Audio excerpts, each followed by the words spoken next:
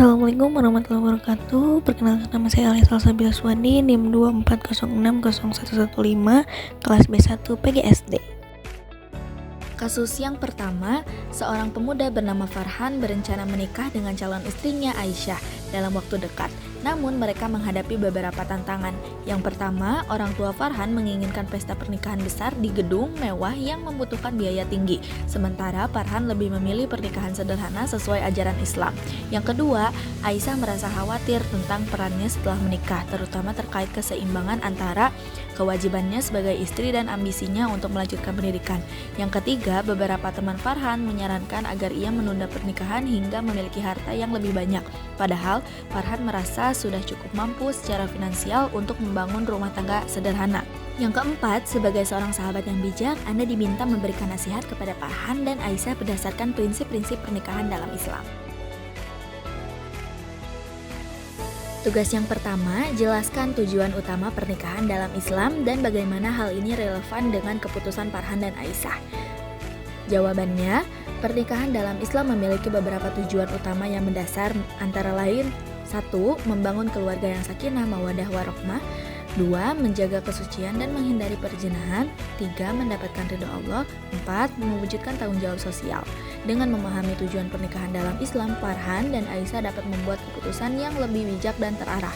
Mereka dapat mengatasi tantangan yang ada dengan cara yang sesuai dengan nilai-nilai Islam, seperti mengutamakan kesederhanaan, komunikasi yang baik, dan saling mendukung dalam mencapai tujuan pribadi dan bersama. Ini akan membantu mereka membangun fondasi yang kuat untuk kehidupan pernikahan mereka, yang pada akhirnya akan membawa kebahagiaan dan keberkahan dalam hidup mereka. Tugas yang kedua, berikan solusi bijak untuk mengatasi tantangan berikut. A. Tekanan dari orang tua terkait pesta pernikahan. Solusi, Farhan perlu melakukan komunikasi yang baik dengan orang tuanya. Ia bisa menjelaskan bahwa pernikahan dalam Islam tidak diukur dari kemewahan pesta, tetapi dari niat dan komitmen untuk membangun rumah tangga yang baik. Farhan dapat menawarkan alternatif seperti mengadakan acara yang sederhana namun tetap meriah, dengan melibatkan orang tua dalam perencanaan agar mereka merasa dihargai. B. Kekhawatiran Aisyah tentang peran dan pendidikan setelah menikah. Solusinya, Aisyah perlu berdiskusi dengan Farhan tentang harapan dan rencana mereka setelah menikah. Mereka bisa merencanakan pembagian tugas yang adil di rumah tangga, sehingga Aisyah tetap bisa melanjutkan pendidikannya. Farhan harus mendukung ambisi Aisyah dan berkomitmen untuk saling membantu dalam mencapai tujuan masing-masing. C. Saran dari teman Farhan untuk menunda pernikahan. Solusinya, Farhan harus mengevaluasi saran teman-temannya dengan bijak. Ia perlu mempertimbangkan bahwa kesiapan finansial tidak hanya diukur dari harta, tetapi juga dari kematangan emosional dan spiritual. Jika Farhan merasa sudah cukup mampu dan siap untuk menikah, ia harus percaya pada keputusan tersebut dan menjelaskan kepada teman-temannya bahwa pernikahan adalah bagian dari rezeki yang akan datang seiring dengan usaha dan doa. D. Cara menjalani pernikahannya sesuai dengan nilai-nilai Islam. Solusinya, 1. Pernikahan sederhana. 2. Komunikasi terbuka. 3. Pembagian tugas. 4. Dukungan emosional dan spiritual. 5. Perencanaan keuangan.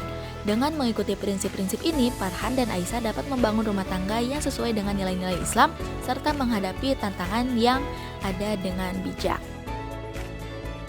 Kasus 2. Seorang pendidik bernama Ustadz Hasan mengajar di sebuah sekolah Islam terpadu. Ustadz Hasan dikenal sebagai guru yang cerdas dan memiliki ilmu agama yang mendalam. Namun, beberapa murid merasa kurang nyaman karena gaya mengajarnya cenderung keras dan kurang memperhatikan pendekatan emosional. Akibatnya, sebagian siswa merasa takut bertanya atau berdiskusi secara terbuka di kelas. Di sisi lain, para orang tua menginginkan agar pendidikan Islam di sekolah tersebut tidak hanya mengajarkan ilmu agama, tetapi juga membentuk akhlak yang mulia, kemampuan berpikir kritis, dan sikap toleransi terhadap perbedaan. Sebagai seorang kepala sekolah, Anda diminta untuk memberikan solusi kepada Ustadz Hasan agar ia dapat menjadi pendidik yang lebih ideal sesuai dengan perspektif Islam, yaitu sebagai mu'alim atau pengajar, mubaro atau pendidik akhlak, muzakir, pemberi nasihat, dan mursyid atau pembimbing. Tugas kedua, jelaskan prinsip-prinsip utama seorang pendidik dalam Islam yang dapat membantu Ustadz Hasan memperbaiki pendekatannya. Jawaban 1. Prinsip-prinsip utama seorang pendidik dalam Islam untuk membantu Ustadz Hasan memperbaiki pendekatannya ada beberapa prinsip utama seorang pendidik dalam Islam, yaitu 1. Kasih sayang dan empati, 2. Pendekatan holistik, 3. Mendorong diskusi dan partisipasi, 4. Menjadi teladan. 2. Susunlah minimal 3 strategi praktis yang bisa diterapkan Ustadz Hasan untuk meningkatkan hubungan emosional dengan siswa. Jawaban 1. Membangun hubungan pribadi. Ustadz Hasan dapat meluangkan waktu untuk mengenal siswa secara individu. Misalnya, ia bisa mengadakan sesi kenalan di awal tahun ajaran di mana siswa dapat berbagi tentang diri mereka, minat, dan harapan mereka. Ini akan membantu menciptakan ikatan yang lebih kuat antara guru dan siswa. 2. Menggunakan pendekatan positif. Ustadz Hasan perlu mengubah gaya mengajarnya dengan lebih banyak memberikan pujian dan penguatan positif. Misalnya, ia bisa memberikan penghargaan kecil untuk siswa yang aktif berpartisipasi atau menunjukkan kemampuan dalam belajar. Ini akan menciptakan suasana yang lebih positif dan mendukung. 3. Menerapkan metode pembelajaran interaktif. Ustadz Hasan dapat menggunakan metode pembelajaran yang lebih interaktif, seperti diskusi kelompok, permainan peran, atau debat. Ini akan mendorong siswa untuk berpartisipasi aktif dan merasa lebih nyaman dalam menyampaikan pendapat mereka. 3. Berikan contoh kegiatan atau metode pembelajaran yang sesuai untuk menciptakan suasana kelas yang kondusif, menyenangkan, dan tetap Islam. Jawaban 1. Diskusi kelas dengan topik toleransi. Ustadz Hasan dapat mengadakan diskusi kelas tentang pentingnya toleransi dalam Islam. Ia bisa membagi siswa ke dalam kelompok kecil untuk mendiskusikan contoh-contoh toleransi dalam kehidupan sehari-hari dan kemudian mempresentasikannya di depan. Ini tidak hanya meningkatkan kemampuan berpikir kritis, tapi juga membangun rasa saling menghormati. 2. Proyek akhlak. Ustadz Hasan dapat mengadakan proyek di mana siswa diminta untuk melakukan tindakan baik di lingkungan mereka seperti membantu tetangga, membersihkan lingkungan, atau berkontribusi pada kegiatan sosial. Setelah itu siswa dapat berbagi pengalaman mereka di kelas. Ini akan membantu siswa memahami pentingnya akhlak dalam praktik. 3. Kelas inspirasi. Mengundang pembicara tamu yang memiliki pengalaman dalam bidang akhlak dan pendidikan untuk berbagi cerita dan pengalaman mereka.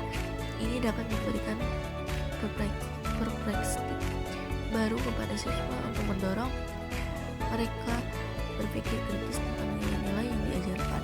Dengan menerapkan prinsip-prinsip ini dan strategi yang telah disusun, Ustadz Hasan dapat menjadi pendidik yang lebih ideal, menciptakan suasana kelas yang kondusif, menyenangkan, dan tetap Islam, serta memenuhi harapan orang tua dan siswa. Tugasnya ketiga, apa yang Anda pahami tentang Islam rahmatul lil alamin, ekonomi syariah, pernikahan dalam Islam? Jawaban, Islam rahmatul lil alamin berarti Islam sebagai rahmat bagi seluruh alam semesta. Konsep ini menekankan bahwa ajaran Islam tidak hanya untuk umat muslim, tetapi juga untuk seluruh makhluk hidup. Ekonomi syariah adalah sistem ekonomi yang berlandaskan pada prinsip-prinsip syariah Islam yang bertujuan untuk mencapai keadilan sosial dan kesejahteraan bagi semua. Pernikahan dalam Islam merupakan ibadah dan merupakan salah satu cara untuk mencapai kebahagiaan dan ketentraman hidup. Terima kasih. Wassalamualaikum warahmatullahi wabarakatuh.